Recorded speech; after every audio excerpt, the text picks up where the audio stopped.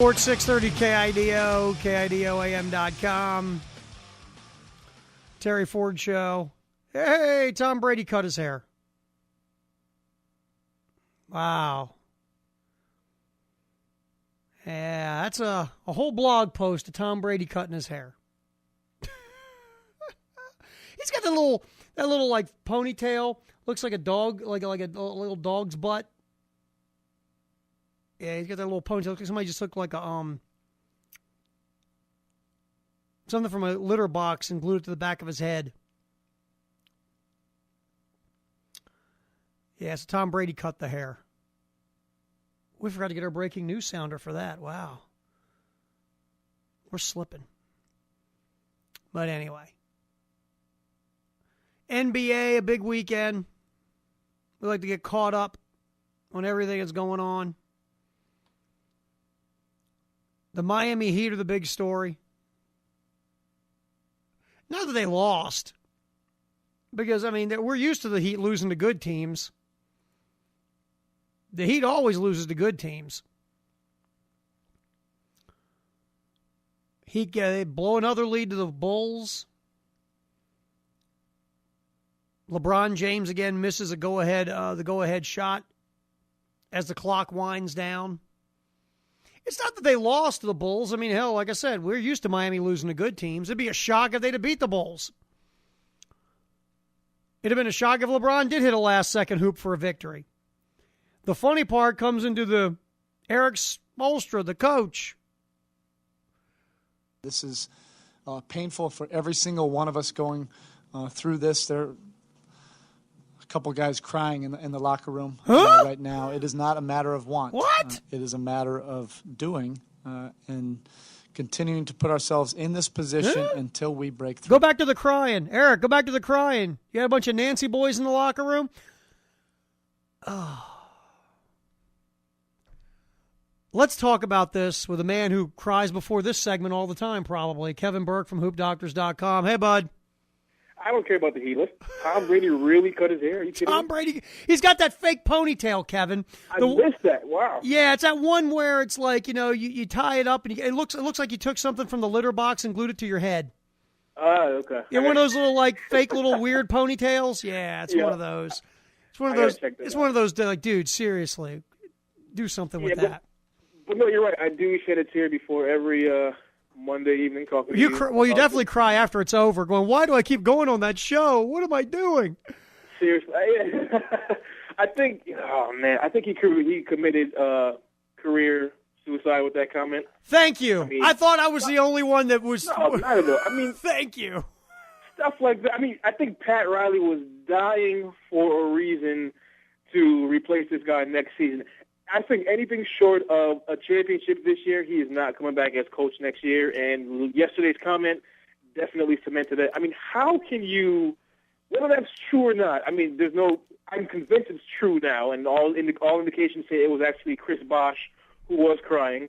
But how can you sell out your team in a post-game? Was that supposed to subliminally hype them up for the next game? If I'm Wade or whomever, whether I cried or not, I am pissed that he said that. That stuff is supposed to be contained in the locker room. He broke, locker room code of ethics 101, 090. That's like remedial, code of ethics locker room. I could not believe when I heard it say that. He definitely committed career suicide on that. And as far, the Heat losing, you hit it right on the head, and we're not surprised that they lost to the Bulls. It's how, it's LeBron, the final shot. I mean, I don't think LeBron is a great player. I don't think necessarily going into a huddle with the game on the line for like the fourth game in the last 5 games, I don't think drawing up a play that says, just give LeBron the damn ball and get out the way. I don't think that's strategic. I don't think that's a good, coaching. That's not a good coaching mentality. You should exploit the mismatches. Should Wade take his guy off the dribble? Should LeBron, drive and dish? He's not executing any X's and O's. He's just saying, give LeBron the ball and everybody get the hell out the way. And I put the onus more on Spoelstra than I do for LeBron missing these shots.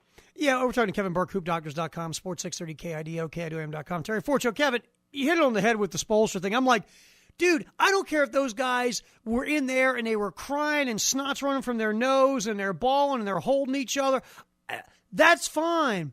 But, dude, you don't come out and tell the media, like you said, it's like Vegas. What goes on in the locker room stays in the locker room. I know he was trying to make it like, see, these guys care. They're crying. No, you made them look like a bunch of wussies now, and anybody who is questioning their toughness is going, ooh, the Heat are crying in the locker room. Get them some dresses. I mean, I am stunned by this guy, and you're exactly right. If the Heat don't win the championship, it's going to be like, Eric, here's your check, here's a box, get your stuff, and then bring us the box back. Have a good life, Eric. There's no doubt about it. And the other point you made, and again, not to be boring, I agree with you too, because I'm watching this, and dude, you were sitting at home, I'm sitting at home, we knew it, the Bulls knew it, the crowd knew it, the cheerleaders knew it. LeBron was going to get the ball, and he was going to try to beat the entire defense 1-on-5. Right. And that was it. Yeah, I mean, it's funny. It's kind of a catch-22 for LeBron. Back in Cleveland, he was criticized for passing too much in those situations, if you remember. He was tall. He's too passive. Mm-hmm. He doesn't have the killer instinct. So it's kind of, you're darned if you do, you're darned if you don't for him. Now he's in these situations, and, he's missing a shot, which is why I say, just personally, just one man's opinion, I put the onus more so on Spoelstra because he's a great player. I think he's the second-best player in the league. But I don't think every possession he's going to be his guy, as we've seen 4 games in a row. It's not always a mismatch with him. I think one-on-one at the top of the key, if you're isolating, Dwayne Wade has more of an elusive dribble, elusive handle. He's a better crossover move. I think he's more apt to get by his guy than LeBron is. If you want to put LeBron in the post and clear out, fine. He's bigger. He can muscle some guys. If you're talking just a straight ball handle, just beat your guy dribbling by him, I think Wade is the guy to do that. And why do you have the Mike Millers and the Eddie House and Mike Bibby and these guys if they're not going to shoot the three, or if they're not going to, LeBron continues taking the threes, if Chris Bosh is taking threes at crunch time, I think there's too many, chefs in the kitchen. I'm not sure if some of this has trickled down from Pat Riley. I'm not sure what's going on, but Spoelstra, I mean, he's bye-bye. You don't win a championship, which is not fair to him, but if you don't win a championship, he's definitely gone, which, translation, he's gone because they're not winning a championship. And then Pat Riley can say, Eric was crying in the office when we fired him. and Kevin, and that's the thing about watching the Heat. Sure, I mean, they have Wade and they have LeBron, and you and I agree on Bosh. He's not on their level. But, again, you just can't go, okay, they're better than their other team's best 2 guys. No. Last time I checked, it's a 5-on-5 game. And what happens is, LeBron gets the ball. Here comes everyone else running at him. This is basketball 101. Well, let's see. If there are 3 or 4 people running at me, someone's got to be open. But going back to the coaching part, that's when you say, okay, and I haven't coached since I coached the New Orleans Jazz back in the 70s. But ready? Okay, LeBron, they're going to double and triple you. Okay, if Miller, if it's your man, you'll be open for a spot up 3. Bosh, if it's your man, cut to the 10 on the other side. LeBron, if you see the double or triple team, look for the open man, cut into the basket for the easy layup. I mean, they can't put 3 guys on LeBron and guard the rest of the floor. It's impossible. And someone has got to say, hey, let's manipulate that. Right. There's none of that. There's just LeBron, go. And they got what they wanted. If you saw, it was Luol Deng on them at the top of the key. They got the high screen and switch. They got Joakim Noah on it, which is what they wanted. So that that was a success. But he just puts his head down. He didn't even put he didn't really put a juke move on him. He just tried to get by him with the speed and and Noah's a great defender. But again, you have to have some alternatives, some kick out, somebody spot up. There's Dwayne Wade on your team. Right. I don't think there was any thought of maybe kicking it out to Dwayne Wade, who just happened to catch the weak side rebound and throws up a fall-away rushed 15-footer front iron ball game. Everybody drive home safely. And if I'm Wade, and I said this a couple months ago, selfishly, if I'm Wade, I'm regretting recruiting LeBron because I'm no longer the man. I'm not even getting a final shot. This is, I brought a championship. I've been here 7 years, and I'm an afterthought now. It's no longer Dwayne Wade in the Heat. It's now LeBron James in the Heat. All athletes, they can say the right thing. Yeah, we just want to win, but at the end of the day, Terry, all these guys have an ego, and maybe, I'm sure deep down, it's really bothering them. Well, Kevin Burke, HoopDoctors.com, Sports 630 KIDO, KIDOAM.com. Terry Fortune. Well, Kevin, you and I talked about this when Wade was recruiting Bosh and LeBron. It all sounds good in the beginning before you've actually played games together. It's like, and you and I discussed, it's like moving into an apartment with your 2 buddies. It's a great idea till, your buddy's underwear's laying, off the lamp. Somebody keeps missing the toilet. All of a sudden, the other guy's hitting on your girl. Then, wait a minute, it ain't fun anymore. And you're right on Wade. You can just tell by looking at him.